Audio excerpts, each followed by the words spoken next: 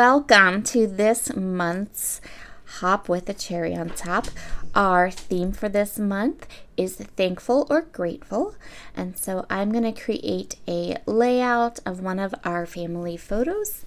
And I'm going to title it Thankful for Us.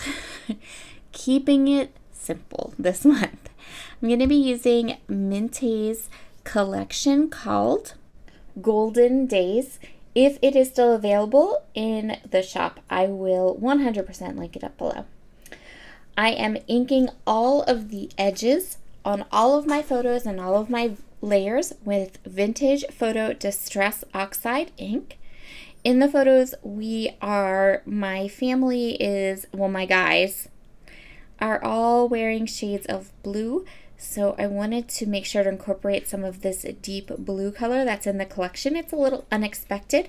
It's a little unexpected in our family photos, and it's a little unexpected in this collection too. So I wanted to bring in some of those blue tones that are in the collection to help complement our photos. I chose this striped golden yellow paper as my background. I think it's so pretty and I absolutely love it. And then I'm going to use this plaid paper, and I'm going to use this to kind of go down the middle of my page. So I am going to cut a 4 by 12 inch piece of that paper. And then I'm going to ink both of these papers up. And I'm going to cut this 3/4 inch by 12 sheet of white paper. I'm going to use, you'll see what I'm going to use this paper for. I'm using it as a tool, not necessarily as an element on my page. So I'm just inking up that plaid paper, and then I'm going to get it nice and centered onto my yellow striped paper. I love that these stripes are vertical, and they're really cool. If you don't like vertical stripes, you could always flip this paper over and then it would have horizontal stripes. But I thought the vertical stripes provided such a fun little design element, and I decided to go ahead and kind of play with that kind of long striped paper. So I have my photo. Now this white strip of cardstock, here's what we're going to do with it. I'm going to go through all of the die cuts. And the first thing I'm going to do is I'm going to choose an ephemera piece for the center. Once I have that ephemera piece for the center chosen, I'm going to go ahead and adhere that ephemera piece down right in the center of that white cardstock. Then I'm going to start to cluster all these other ephemera pieces onto this white cardstock. All I'm doing, I'm actually going to go ahead and grab some foam tape. I forgot I did this. This is Tarot tape. And I'm going to cover that whole white piece of cardstock with the Tarot tape. So I have a sticky white strip. And then I can go ahead and I'm going to layer up die cuts across either side of that center piece, and I'm going to create my own horizontal border. So you could do this without the white piece of cardstock, but I wanted to make sure, number one, that everything stayed straight, that this border stayed straight. We have kind of very linear paper, and so I knew that if I created this cluster to go across the middle of my page and I made it crooked or at a diagonal or slanted, it would look so weird.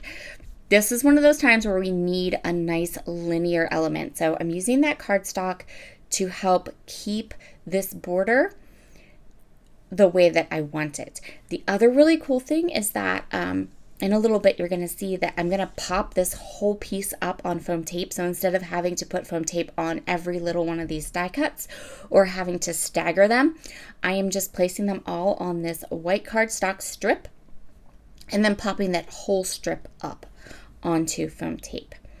Couple of kind of guidelines that I made for myself just so that this border would look the way I wanted it to is that I'm not using two of any of the die cuts. So I have my center one, and then the ephemera pieces that are on the left and the ephemera pieces that are on the right. None of them are the same. Mintay ephemera packs always come with like 3 sizes of the same die cut, which is perfect for layering. But for this particular application, I wanted to make sure that they were, all of them across the entire thing were completely different from each other. I didn't want any that were the same. Next, I know that I want to stamp my title. My title, if you remember from the beginning, I kind of gave it away completely. It is Thankful for Us. So I'm going to draw some guidelines here. I'm going to get my favorite dark brown Catherine Pooler ink, which is icing on the cake. I'm going to grab a stamp set, an alphabet stamp set from my stash, and I'm going to go ahead and stamp my whole title onto my page. Boom, done. Thankful wouldn't fit, so I had to break it into two. And I have my little, I can't remember what that's called. Where are my grammar subscribers at? That little dash line so you can break up a word. Anyway, I have that there too, so now we're good. I'm going to go ahead and place my photo kind of off to the side. So now we have the title, it's kind of off to the left, and we have our picture, which is kind of off to the right. Now I'm going to grab that roll of Big Mama foam tape, and I am going to pop up that entire border, and then I can line it up along the sides of my page, and now everything is straight. I know that that border is straight, and I love how this looks.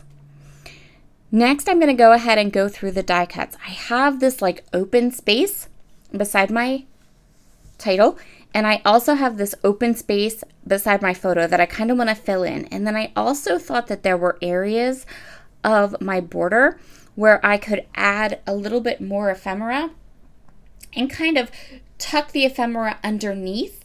So then we have that difference of dimension. And then I also decided I wanted to do one more cluster across the bottom. I have not gotten to fussy cut all of these fun elements from the fussy cut papers in the Mintay collection. So these are all the ephemera pieces, which is totally fine.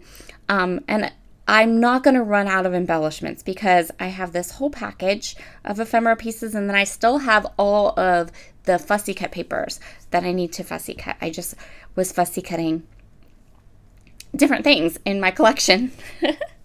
So this is like my up next collection that needs a fussy cut. I also decided to add a cluster down at the bottom. That just kind of keeps your eye moving all over the page. I felt like I didn't want to add too much at the bottom. This particular design layout is quite top heavy, which is awesome, but I knew that I just needed to add a little something at the bottom. And then I am using some little pieces of foam tape here or there to pop up a couple of the elements. And I love that little fox. He's going to pop out more in just a second because I happen to have a little piece of offcut flowers that it's one of the offcuts from the end of my border, and I'm actually going to use that and tuck that little offcut flower underneath the fox so that he can kind of show off a little bit more and have a little more contrast off of that plaid paper. But I think I used at least one of all the die cut designs on this page. There he is. Now you can kind of see him a little bit better. Just trim off the bottom and this layout is done. This one was really easy, but I love how it turned out. It's so pretty. Be sure to head down below and check out the link for all the other videos, and I know you will find tons of fun inspiration on this hop. We have the best design team. They're so talented. Have a wonderful, wonderful day, everyone, and I will talk to you all again very, very soon. Bye.